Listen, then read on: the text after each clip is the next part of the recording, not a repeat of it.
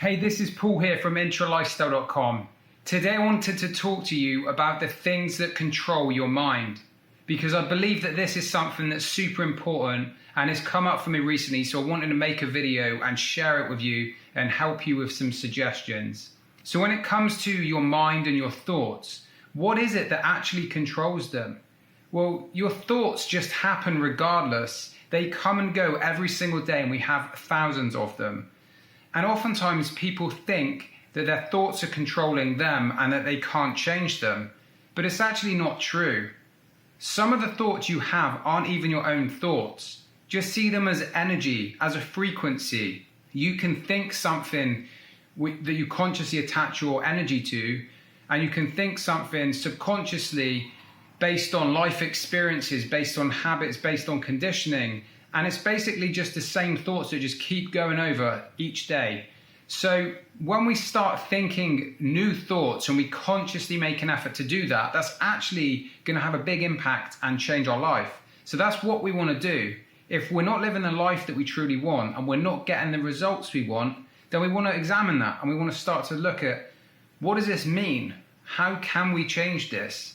And based on some of Dr. Joe Dispenza's work, he always talks about the fact that we're creatures of habit and our day-to-day actions are so similar every single day, the same as our thoughts, that our futures are very predictable because we don't change much. So in order to change our lives, we have to change our thoughts, we have to change our personality and create that new vision of the life and the person that we want to become. Your thoughts are not controlling you.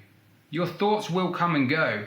The process of meditation, many people will actually say that they really struggle to sit down and relax because they can't quiet their mind. There's thoughts that just keep coming and going through the entire time. Now, meditation is a practice that once you get good at and you consistently practice it, you'll actually get better and you'll start being able to sit there for longer periods of time, and you don't want to attach yourself to the thoughts. You want to take a step back and become the observer. You can decide which thoughts you want to attach emotion to and which ones you want to believe, because it's the thoughts that you keep thinking on a regular basis that's actually going to influence your belief systems and your belief patterns. So I would always say use that as a starting point.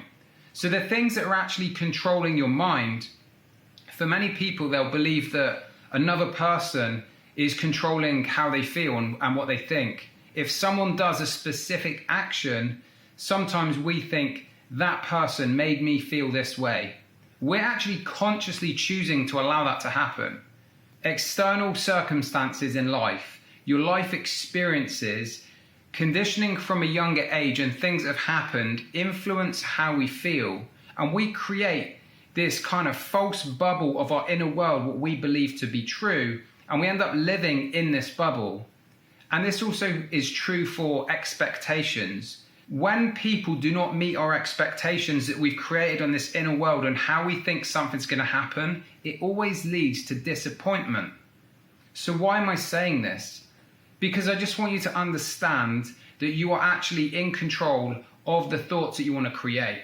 You see, we have 6 mental faculties that we can develop that will help us start achieving the things that we want in life when we put conscious attention to them. And they are your intuition, your imagination, your will, perception, reason, and your memory. Now, one of my mentors, Bob Proctor, has created a program around the 6 mental faculties called Magic in Your Mind. And I highly, highly recommend going through that audio program and start understanding that, because it's going to help you make some massive shifts in your life. You know, Bob Proctor is going to be someone who I am forever grateful for, because that man changed my life.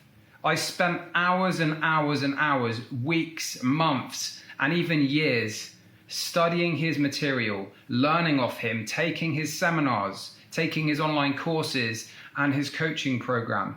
And he's really helped me to transform my life. So I know from experience that this works. So I highly recommend checking that out. I'll post a link below this video where you can get that program. And let's not forget to mention that inner voice that is always having arguments with you every single day, and it will do for the rest of your life. You know the voice I'm talking about, when you're supposed to get up early for work in the morning, or you're going to get up an hour earlier and go to the gym, and that voice says, just 30 more minutes in bed. I'm not feeling too energized today. I'm going to wait until tomorrow to work out. I feel like if I do that, then I'll have more energy, so it'll be worth my while. Yeah, I was going to quit my job and start that business, but you know what? I think I'm actually pretty comfortable where I am, and I think this is good for me. You see what I'm saying? You've always got that little voice in your head that's going to nag you. And oftentimes people are going to live and listen to that voice. So that's what's actually controlling your mind. But you don't have to let it be that way. You see, it wants to keep you safe. It wants to keep you comfortable and keep you in this very secure bubble of life that you have.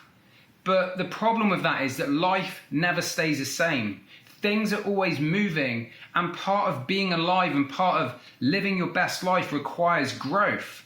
So that means facing your fears. That means getting uncomfortable. And in the past, I've made some videos on how to overcome specific types of fear, which I'll post a link to so you can watch them.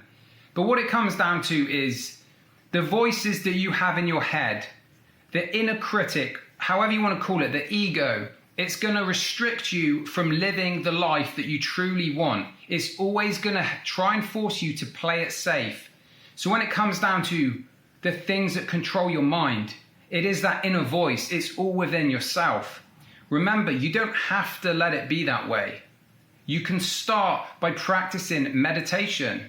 Start by working on those mental faculties and build them up. You know, you can improve your memory. You can exercise your imagination by creating the future that you want, by creating the person that you want to become. All of these things are possible, but what happens is we accept the way things are and we're unaware of how to change it, and we believe that our circumstances are just like that. But when you consciously make a decision to change, the power comes back to you and you realize that you're in control of the life that you want to create. And all of the circumstances and things that happen to you, you always have a choice in how you respond to them. I hope you've enjoyed this video, and I hope you start making some massive shifts and start changing that mindset to get everything that you've ever wanted in your life. Thank you so much for watching, and I'll see you soon.